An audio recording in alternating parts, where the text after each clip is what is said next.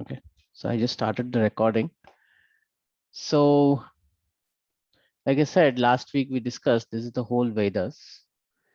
It consists of 10 raised to 10 shlokas. Such a huge database is there. So many shlokas are there, and Bhagavad Gita comes in the Itihasas, which is the Mahabharata and Ramayana, the Itihasas. And even Mahabharata is 100,000 shlokas, 1 lakh shlokas, of which Bhagavad Gita is just 700 shlokas. But the glory of Bhagavad Gita is such that it is the topmost Upanishad. It consists what all is to be known, metaphysical, spiritual, what all is to be known, and what you will find in find in other literatures, you will find in Bhagavad Gita, and what so there's a very nice explanation here.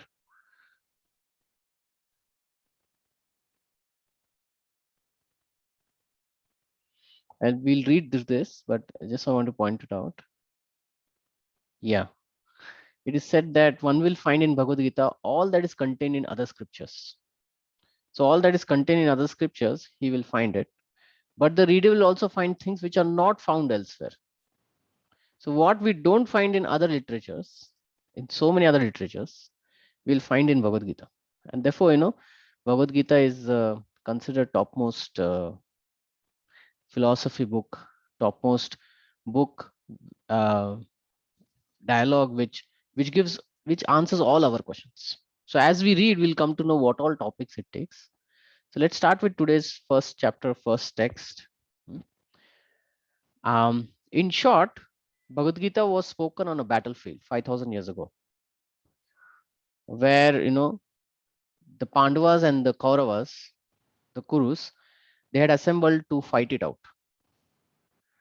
They were having basically a property dispute, and with multiple negotiations, nothing worked out. So ultimately, they just amassed a huge number of army, and they arrived at a location called as Kurukshetra, which is there in North India. And the war and they said whoever will win the war will get the kingdom, will basically get the property. That's how they that's how when all the negotiations failed, it just ends up in fight. So this fight was unique, because this was a family fight. On both sides, people knew each other, and therefore Arjuna was little worried. My own people are going to get killed. So he said that I don't want to take part in this fight. In this very chapter, we'll read what all kinds of arguments he gave. And then he asked his charioteer, who was Lord Krishna, that you tell me, I know that I have to fight because that's my duty, but at the same time, I don't want to fight because the result is very ghastly. I don't see any benefit of fighting. I'm going to lose my own people. And therefore, he then asked Lord Krishna, you tell me what I should do in this situation. And that's when Lord Krishna spoke Bhagavad Gita, the knowledge by which Arjuna could understand that he needs to fight with the right attitude. And then he took up his bow and arrow after hearing Bhagavad Gita, and he fought the war of Mahabharata. So Bhagavad Gita was spoken in the very first hour of this war for about 45 minutes. And the war started in the month of 5,000 years ago, in the month of December. So there's a particular day that is coming in December, which is called Gita Jayanti. On that very day, it was Ekadashi. On that very day, the very first hour, the war had started, and Bhagavad Gita was spoken before that. So let's get into it. So Bhagavad Gita is a part of Mahabharata. So the war was being live broadcasted. So we have cricket match or any event being live broadcast, like on YouTube or on television. So that was not present at that time. But there was Sanjaya. There was a person called Sanjaya, and he was a disciple of Vyasadeva. Vyasadeva is the great sage who actually wrote down the Vedas. Previously, people used to just remember Vedas just by hearing it, one time. So he wrote it down, and he gave blessings to Sanjaya, this person who was serving Dhritarashtra, the king, the father of 100 sons, headed by Duryodhan. And the blessing was to Sanjaya that you could see the war even from far away. And therefore, Sanjaya could see what is happening in the war. And then when the war was about to start, Dhritarashtra asked this question to Sanjaya.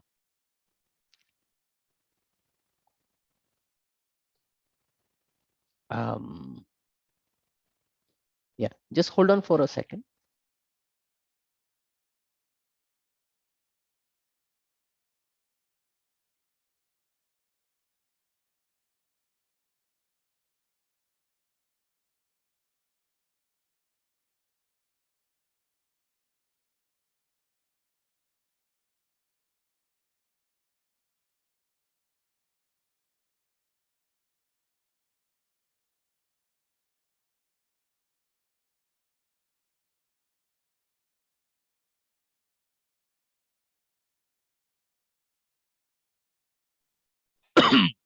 Okay, so let's start. Dhritarashtra uvacha dharmakshetre kurukshetre samaveta yuyutsavaha mamaka pandava shaiva kim kurvata Sanjaya. Translation. So the format of our discussion is that we are going to read and then go over a slide that I have prepared, and you can interrupt me anytime and ask me any question, any doubt, or any comment that you want to make. And if you don't want to talk or you just want to chat, then you can put your question in the chat box. Okay, so let's go. Dhritarashtra said, "O Sanjaya, after my sons and the son of Pandu assembled in the place of pilgrimage at Kurukshetra, desiring to fight, what did they do?" So Dhritarashtra is asking, that my sons and sons of Pandu, they have come in this battlefield. What are they thinking? What are they trying to do? Now, there are various reasons why he asked this question. So as we read further, we'll understand why did he ask. There are few things that were going on in the mind of Dhritarashtra.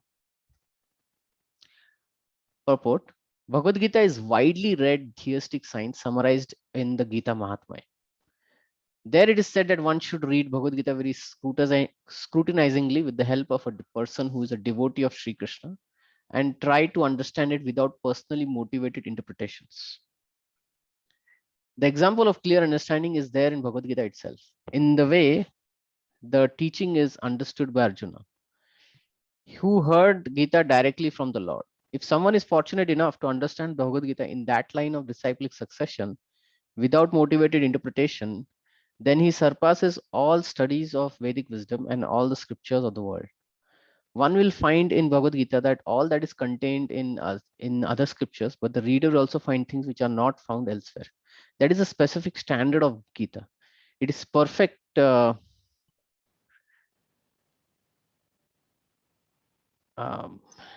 a perfect science directly spoken by the Supreme Personality of Godhead. Are you able to see my screen? Yes. Okay. Yeah, the power went off and it came back. Okay. So, so first of all, Bhagavad Gita is a theistic science. Theistic means it believes that there is a Religious. sorry. Theistic is religious. Theistic means it believes that Spiritual. Yeah, it includes all that, but basically it believes that there is a God who made this world. Okay, and science means there is a process apparatus delineated by which, following which, there will be some results and conclusions and observations found. So science means there's a process. So it's a process to realize the supreme and to realize ourselves also. Hmm. So that's why Bhagavad Gita is a spiritual book, and it transcends the material knowledge. Throughout our education, we have been taught basically, physics, chemistry, mathematics, languages, economics, finance, chemistry, biology, so many other subjects, which are very helpful in living in this world, so that we can, you know, um, get our livelihood with it, and maintain ourselves. At the same time, these this material knowledge doesn't talk about theistic science. They talk about only material things, how to use them, how to manipulate them. But theistic science means it talks about um, things which are not in our control. Hmm. Like in this world, we see right now, we are being tormented by this coronavirus, right? And what is happening is people are dying, right? So modern science is trying to save, but still people die. So now, what is death? What happens after death? These are metaphysical questions, and then which modern science doesn't fully answer. Okay, and then there are forces within this world. There's gravitational force, which material energy finds, which material science finds out. That there's gravitational pull. There are various kinds of forces, and there is one kind of forces where which material science doesn't fully explain, but we experience it, which is called karma. That is, for every action there is a reaction. Material science says that for every action there's an equal and opposite reaction, right? But when it comes to human action, it doesn't fully explain how does this thing work. So to talk about karma and to talk about life after death, or what happens after death, and to talk about how this world came about, what is the origin of this world, hmm? These are also very scientific questions, but modern science is not completely answering it. So that's where Bhagavad Gita comes, and it only talks about these topics, 5 topics: who made this world, what is karma, what is this material nature, what exactly we are, what happens after death, all these questions. So all these metaphysical, spiritual questions are dealt by Bhagavad Gita, and that's why Bhagavad Gita is a theistic science here. Um, and it is even relevant today. Why? Because all these phenomena of death, karma, all happening even today also. However modern science may advance, these things will happen. So we can take advantage of this knowledge in Bhagavad Gita and see if it works or not. The process of following this knowledge is explained within Bhagavad Gita itself. Okay, and many sages in the past have and there are many practitioners even today, who, after practicing the teachings of Bhagavad Gita, they can see in themselves transformation. They have clarity in life. They are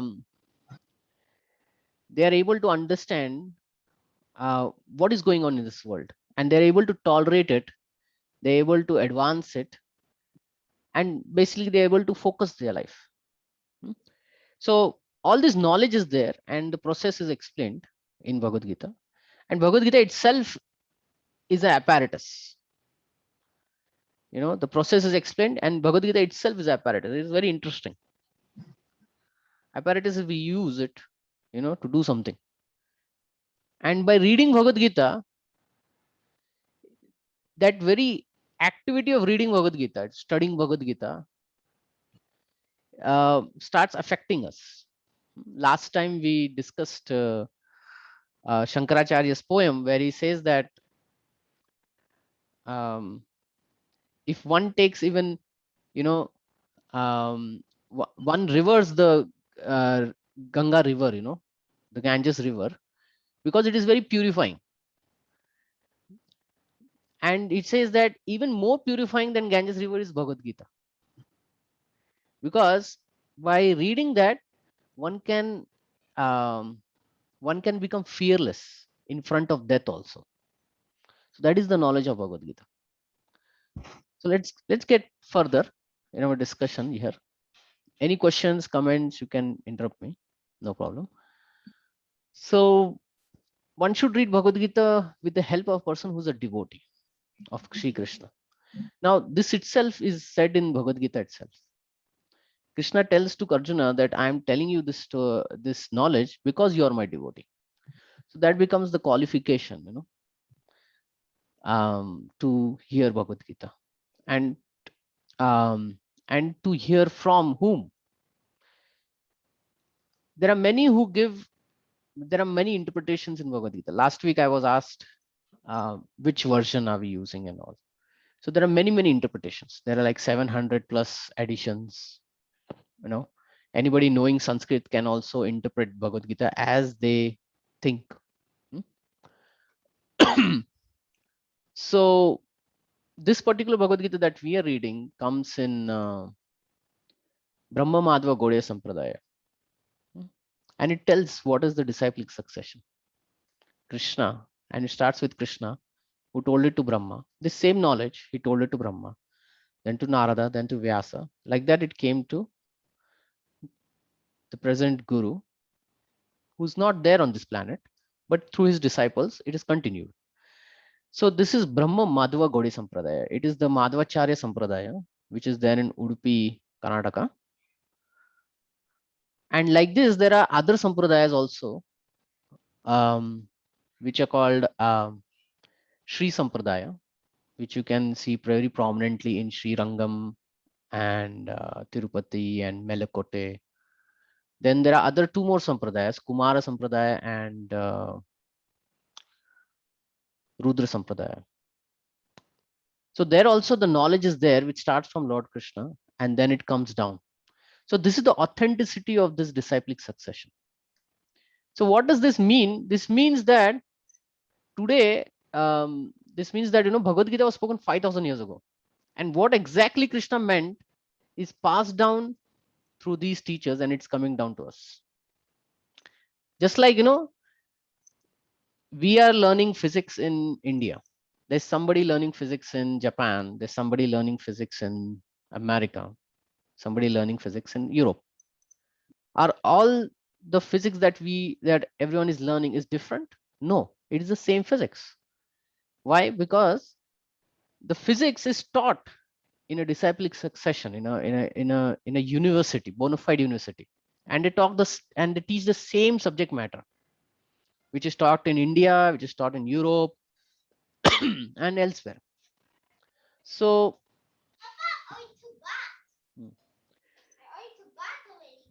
yeah, I'm in a meeting. So that gives authenticity to the physics that we learn. You should use two streams, only one. Only one you should use. Just hold on. Sorry for Not disturbance. one, Papa.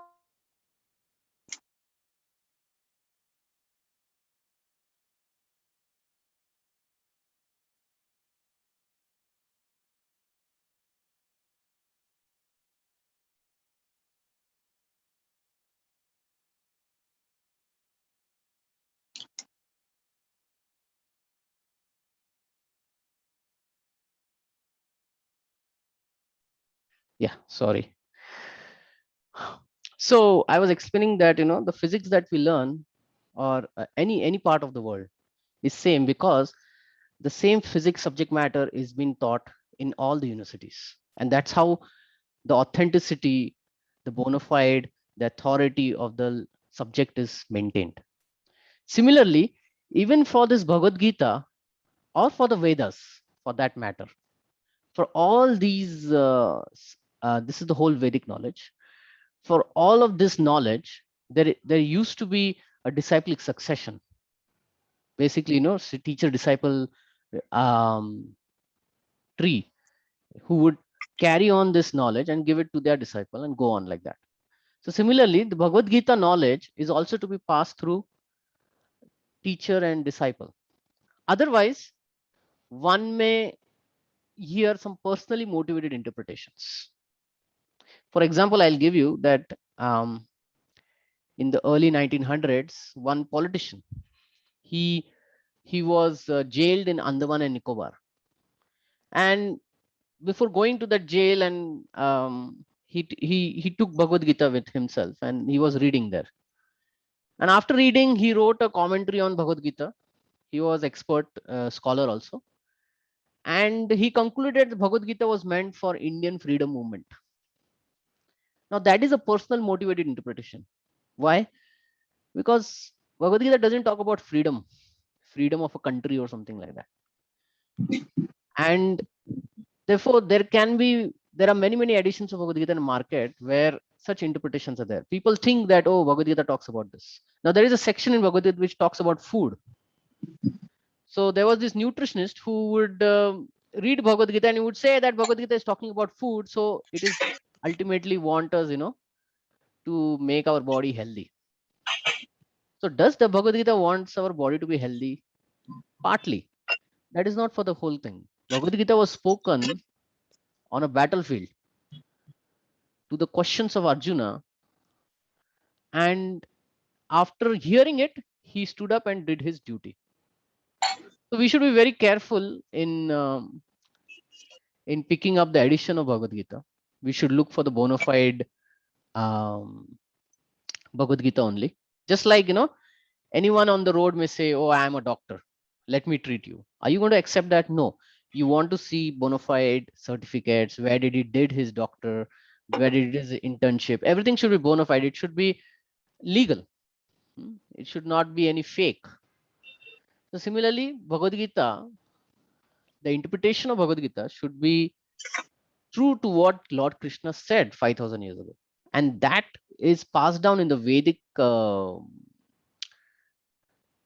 in the Vedic society through disciple and teacher relationship. Just like how we do universities, same way it has been passed on. So we have to be very careful in personally motivated interpretations. Otherwise, we may miss the real understanding of Bhagavad Gita. Okay. And one important thing is, why Bhagavad Gita? There are so many dialogues, but why Bhagavad Gita is considered topmost? It is considered topmost by many sages who have been in the past, even present scholars who have been. And in my information slide, I have put some quotes by the previous readers of Bhagavad Gita, which we discussed last week, like Albert Einstein. He also read Gandhi, Henry David Thoreau, Oppenheimer. He was a scientist who was responsible for the first nuclear bomb testing, the Manhattan Project. And many great people have read, and even today, there are many, many people who are reading. And this famous Hollywood actor Will Smith, many politicians, they're taking oath on Bhagavad Gita. They have read Bhagavad Gita and therefore they're taking oath on it. So the point is, why? Because the Gita Mahatmya says this thing, and here it is quoted: one will find in Bhagavad Gita all that is contained in other scriptures. So there are so many scriptures. Plus there are other religions, they have their own scriptures. So what all is to be found in all of them is there in Bhagavad Gita. And then it says, but the reader will also find things which are not to be found elsewhere. And if there is something missing in other scriptures, that is covered in this Bhagavad Gita. Like I was talking about questions that modern science doesn't fully answer. especially, what happens after death? What is this karma? Hmm? Who made this world? It doesn't fully answer. It will only give its own theory, its own explanation, and it'll say, it will make assumptions, it will make speculations, Big Bang theory, something, long time back bursted, and it is still bursting, and the universe is expanding and all that. It will give this kind of explanation. So Bhagavad Gita comes there uh, with knowledge that is there in the Vedas, which previous sages have followed and great personalities have appreciated. So let's get into the details. Okay. The topics discussed by Dhritarashtra and Sanjaya, as described in Mahabharata, form the basic principle for the great philosophy. It is understood that this philosophy evolved on the battlefield of Kurukshetra, which is a sacred place of pilgrimage from the immemorial time of Vedic age. It was spoken by Lord Sri Krishna, when he was present personally on this planet for the guidance of mankind. Now, in this verse, these words are there: Dharma Kshetra, Kurukshetra. Kurukshetra is a place in North India, and it is Dharma Kshetra also. Dharma Kshetra means it is a holy place. It is a place where spiritual activities, religious activities are to be done, where they will have great um, uh, what to say, like good vibes out there. Hmm? like say, if some open heart surgery is to be done of a patient, where it has to be done? It has to be done in an operation theater, right? Why in operation theater? Because all the apparatus, the cleanliness, the people who are required, the expert people, the nurse, the expert doctor, everyone is there. So to do that open heart surgery, everything required is there in the hospital. So the operation theater becomes the place, like a dharma kshetra, which is giving all facilities for that particular operation to happen. Okay. Hospital is a place where people will get treated for their diseases, for whatever. It is not a place to play cricket. So similarly, there are places where religious activities get good support, and those are called as Dharma Kshetra. So Kurukshetra is one of the Dharma Kshetra, and Dhritarashtra uses this word. So he says it's significant because on the battle of Kurukshetra, the Supreme Person Godhead was present on the side of Arjuna. Dhritarashtra, the father of the Kurus, was highly doubtful about the possibility of his son's ultimate victory. In his doubt, he inquired secretly Sanjaya, what did they do? He was confident that both his sons and the sons of his younger brother Pandu were assembled in that field of Kurukshetra for a determined engagement of war. Still, his inquiry is significant. He did not want to compromise between the cousins and brothers, and he wanted to be sure of the fate of his son on the battlefield. Because the battlefield was arranged to be fought at Kurukshetra, which is mentioned elsewhere in the Vedas as the place of worship, even for the denizens of heaven, Dhritarashtra became very fearful about the influence of holy place on the outcome of the battle. We will discuss this point. I will finish reading. He knew very well that this would influence Arjuna and the sons of Pandu favorably, because by nature they were very all virtuous. Sanjaya was a student of Vyasa, and therefore by the mercy of Vyasa, Sanjaya was able to envision the battlefield of Kurukshetra even when he was in the room of Dhritarashtra. And so Dhritarashtra asked him about the situation on the battlefield.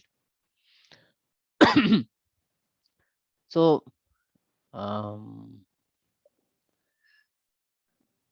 just hold on. So here Sanjaya is the disciple of Vyasadeva, and he's been blessed to um, live telecast the battle from far away place. So Dhritarashtra was in Delhi, which is modern day Delhi, and the battle took place in Kurukshetra, which is somewhere in Haryana and Uttar Pradesh, somewhere over there in the north of India. So there was no live telecast at that time. But by the blessings of Vyasadev, the great sage, um, Sanjaya could see what is happening, and therefore he could then tell. So Dhritarashtra was asking him, what did they do? But within the heart of Dhritarashtra, there are many hidden things which we'll discuss. Yeah. So first thing, he says, my sons and sons of Pandu. This is the interesting thing. He asked this question like, my sons and sons of Pandu. So basically, he's separating out his brother's children versus his children, right? But he was a king, and a king is not supposed to do this kind of divide and rule kind of thing, no? But he was doing this because in his heart, he wanted only his sons to win. Therefore, he was saying this. And then he said, they assembled in the pace of pilgrimage. Kurukshetra is a holy place where actually, religious, holy activities are to be done. And the holy place is a very favorable place to do all that. It is not a place to fight, but still the fight happened over there. So he was worried that this holy place will influence the fight, will influence the result to the righteous Yudhishthir and his brothers. Because in his heart, he knew that they were right and my son is wrong. But he was so attached to his son, Duryodhan, that he was not ready to punish Duryodhan. And he was not very externally also accepting that Duryodhan is wrong. Internally, he would say sometimes, oh, Duryodhan is wrong. But externally, he would never say that. And because of that, he never punished also Duryodhan. He was so in much of this blind love for their child. If you have experience of a parent who are in blind love of their son or daughter, that even if they do mistake, their children do mistake, they just ignore that and they will love, and they'll say it is not my son's fault, or it is not my daughter's fault, it is your fault. We have seen, we have always seen this kind of parents, right? So Dhritarashtra was one of them. Too much blind love for Duryodhan. And now he was worried, oh, if they are fighting in a holy place and that holy place supports righteous, virtuous, truth loving people, honest people, then my Duryodhan is not honest, so he will lose.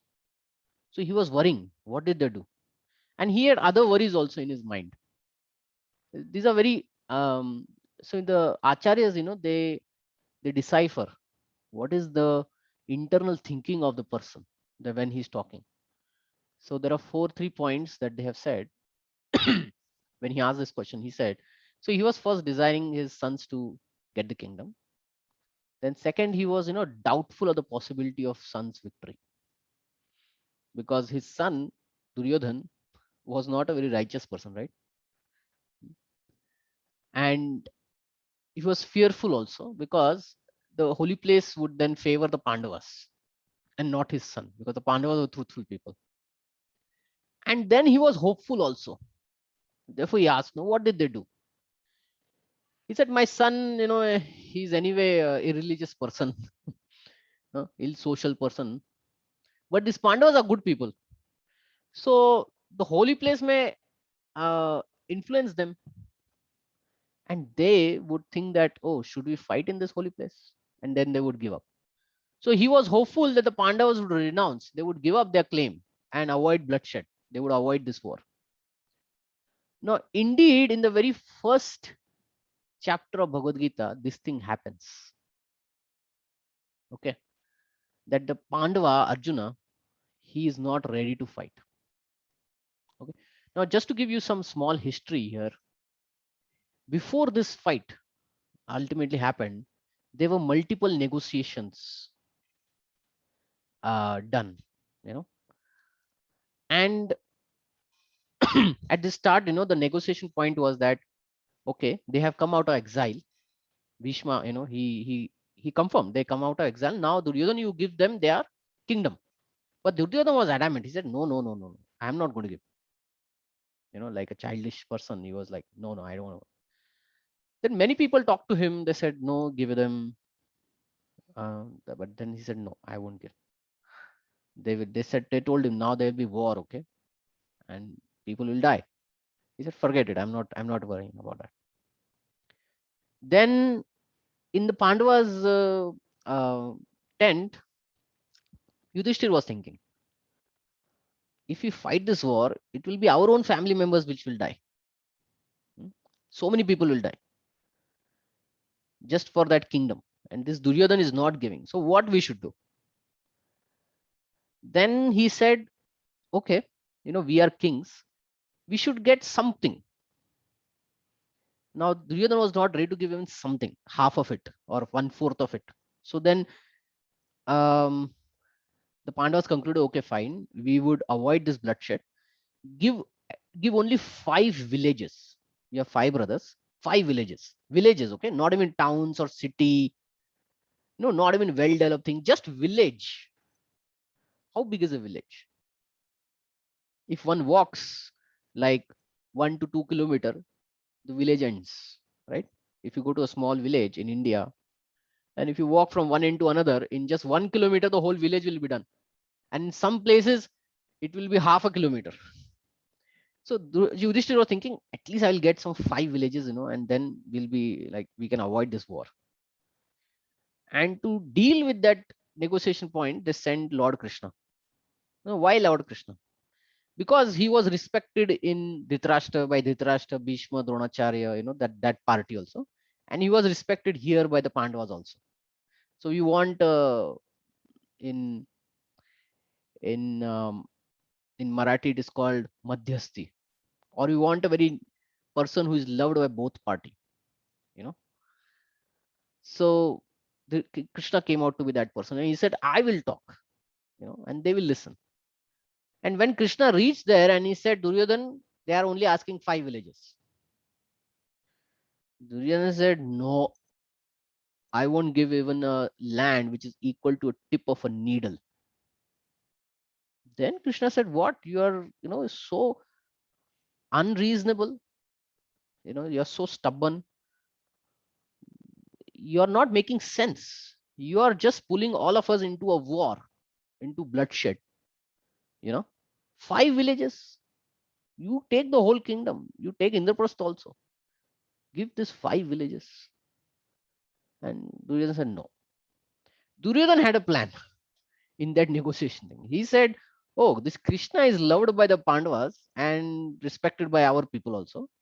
I will bind him, and I will kidnap him, and I will do a ransom by which I will tell, the Pandavas to give up their um, demand for kingdom in in um, in favor of, uh, in favor of this life of Krishna. If you want Krishna, then you give up. So that was his plan. He was acting as a kidnapper, okay, creating this ransom. But then Krishna, he showed his universal mystic form, and Duryodhana couldn't capture him. Now, after coming back to the Yudhishthir, they came to conclusion that okay, we have to fight it out now. Whoever wins this battle, not a match. It's not a match. It's a battle. Okay, we'll get the kingdom.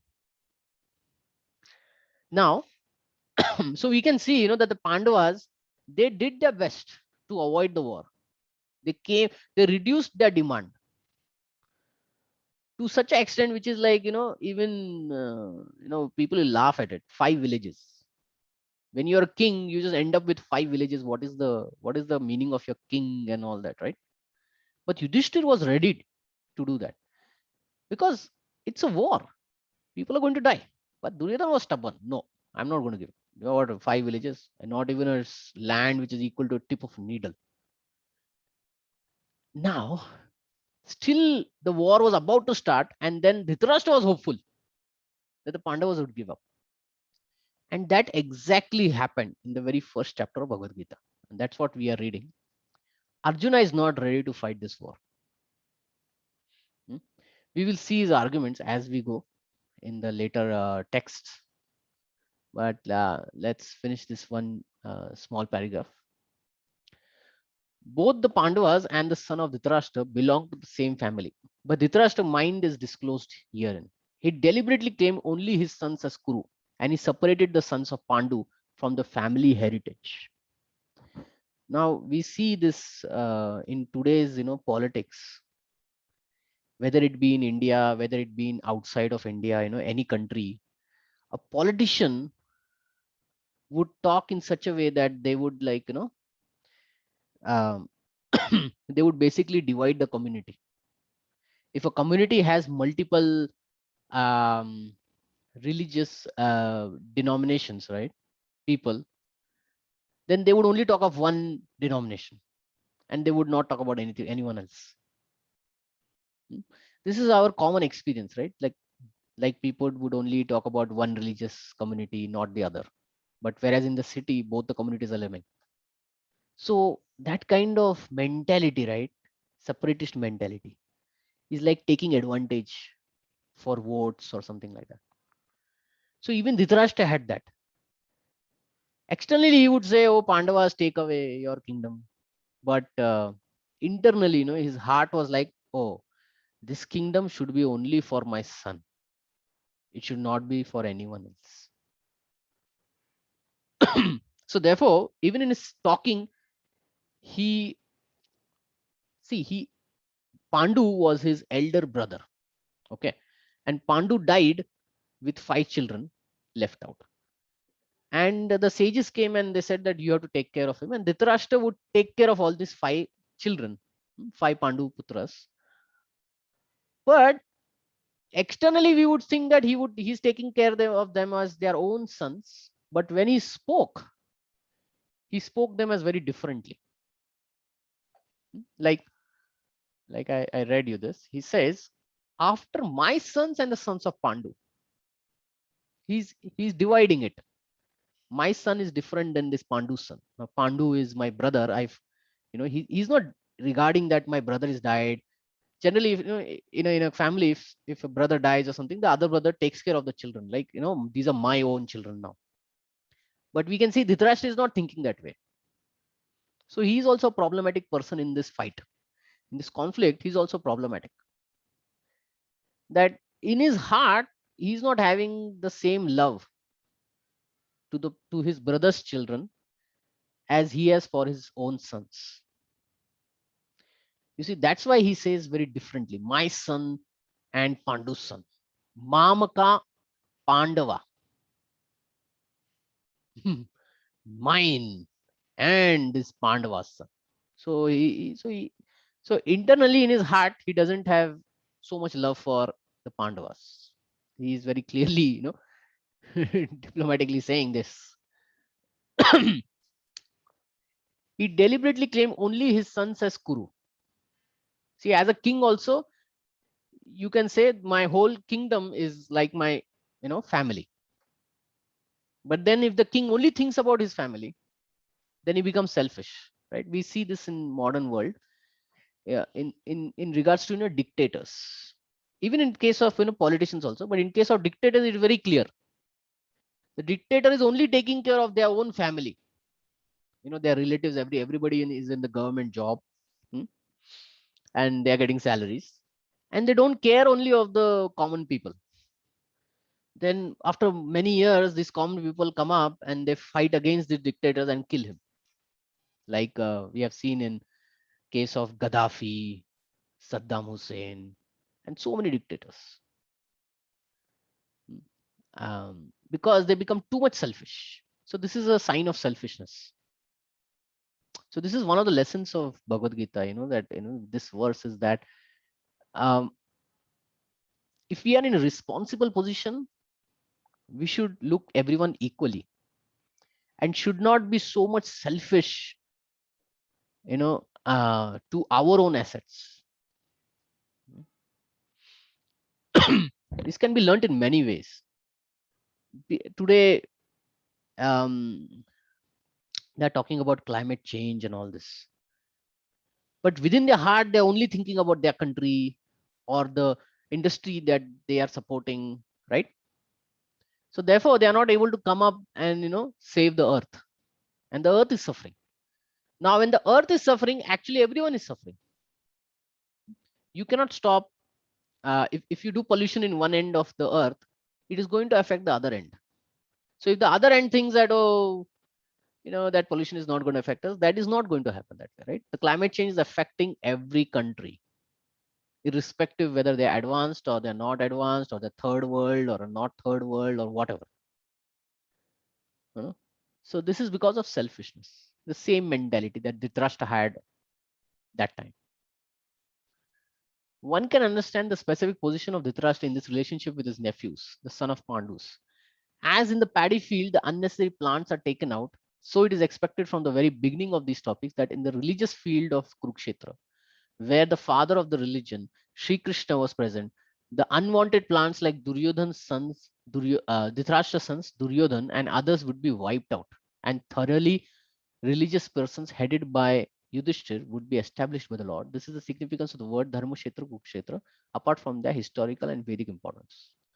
So Dhritarashtra was definitely worried that the Kurukshetra, which is a holy place, would influence, favorably on the side of the Pandavas. And the Acharyas say that worry was right, because the holy place would definitely support. And here they give example of Sri Krishna also, who is the supreme being, and he is also present. And he tried to negotiate between this Duryodhan and Yudhishthir, but Duryodhan was so stubborn. So he is becoming like an unwanted plant. In a field, if you grow wheat, and if another plant comes, what is the farmer going to do? He's going to remove the other plants. So those are called as weeds. If you grow, say, a rose plant or any flower plant in your home, but then you see, oh, there is a small plant which is coming next to it, but it is not of the flower, it is something else. Then what will you do? You will just remove it out, right? Because it's a weed. It is not the plant intended. Similarly, this Duryodhan would be wiped out, and Lord Krishna is present, and he will plan that way that Duryodhan is wiped out. That is the significance of Dharmashetra and Kurukshetra from the Vedic standpoint. Any questions, comment?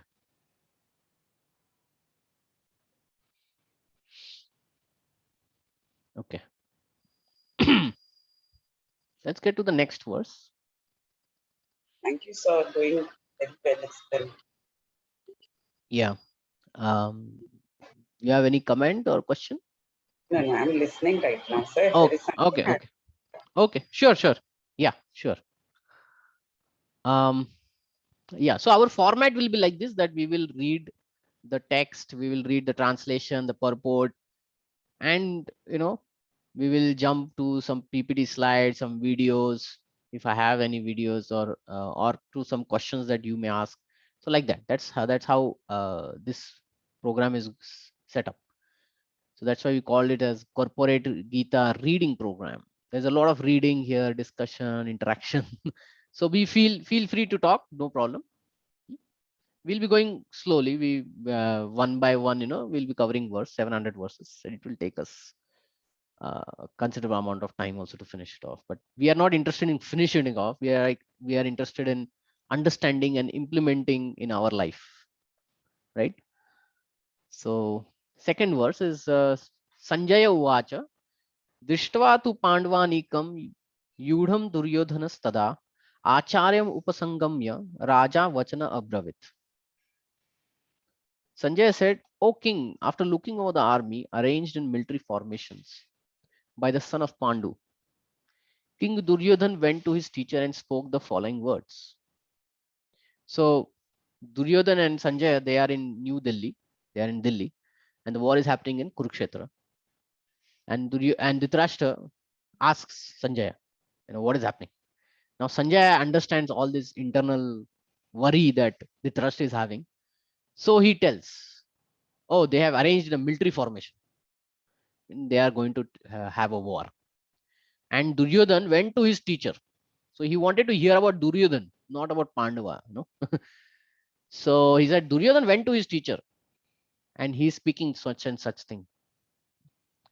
So he's basically encouraging Dhritarashtra. He's saying, don't worry, your son is going to fight. And even Pandavas are going to fight. So Dhritarashtra was blind from birth. Unfortunately, he was bereft of spiritual vision. He knew very well that his sons were equally blind in the matter of religion, and he was sure that they could never reach an understanding with the Pandavas, who were all pious since birth. Still, he was doubtful about the influence of the place of pilgrimage, and Sanjaya could understand his motive in asking about the situation on the battlefield. Sanjaya therefore wanted to encourage the despondent king and thus assured him that his sons were not going to make any sort of compromise under the influence of holy place. Sanjaya therefore informed the king that his son Duryodhan, after seeing the military force of Pandava, at once went to his commander-in-chief, who was his teacher also, Dronacharya, to inform him of the real position. Although Duryodhan is mentioned as a king, he still had to go to a commander on account of seriousness of the situation. He is therefore quite fit to be a politician. Now, this is an interesting statement. He is fit to be a politician, and we will see in further text how he is a politician more. He's more a politician than a king. We will see. But Duryodhan's diplomatic veneer could not disguise the fear he felt when he saw the military arrangement of Pandavas. Okay. So Sanjay is saying to Dhritarashtra, your son is going to fight. Pandavas also have come with the army and they're going to fight. And your son is now talking with your with the commander in chief, Dronacharya, and he's telling him, he's giving a report. Hey, this Pandava's army has come, and there are so warriors in it, right? So he's giving all that information.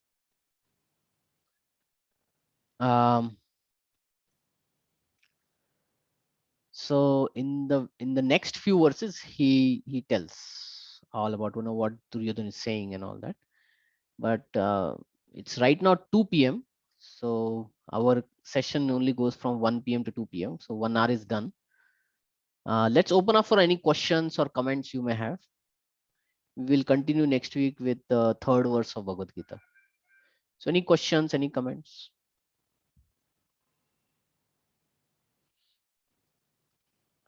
Any question or comment you have?